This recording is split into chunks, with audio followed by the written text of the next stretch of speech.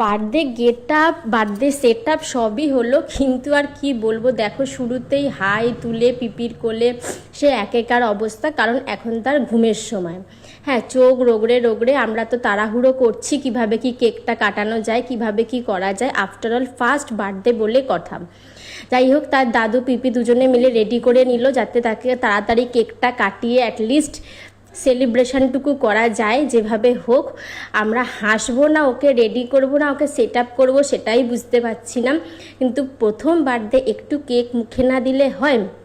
তো সমস্ত কিছু ভালোভাবে অনেক কিছু সেট আপ করার মতো ইচ্ছা ছিল, কিন্তু শেষ অবধি আমরা সেই অ্যারেঞ্জমেন্ট করতে পারিনি, কারণ ও আর থাকতে চাইছিল না একদমই।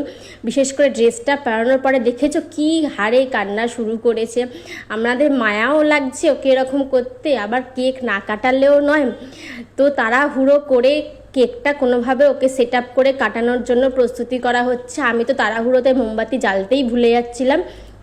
যাই হোক, সব কিছু রেডি টেডি করে ওকে কেকটা কাটানো হলো।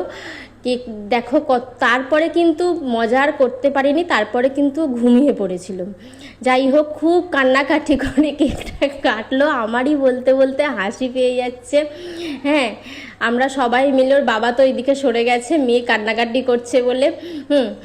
ও দাদু কোনো রকমে ওকে দাঁড় করালো, ওকে হাত দিয়ে কেকটা কাটিয়ে ওর গালে একটু কেক লাগিয়ে ওর মুখে একটু কেক দিয়েই জামাটা খুলিয়ে ফেলা হয়েছে এবং ওকে ঘুমানোর জন্য নিয়ে চলে যাওয়া হয়েছে। বাকি মজা কিন্তু আমরা করেছি, আমরা খুব মজা করেছি ওর বার্থডেতে।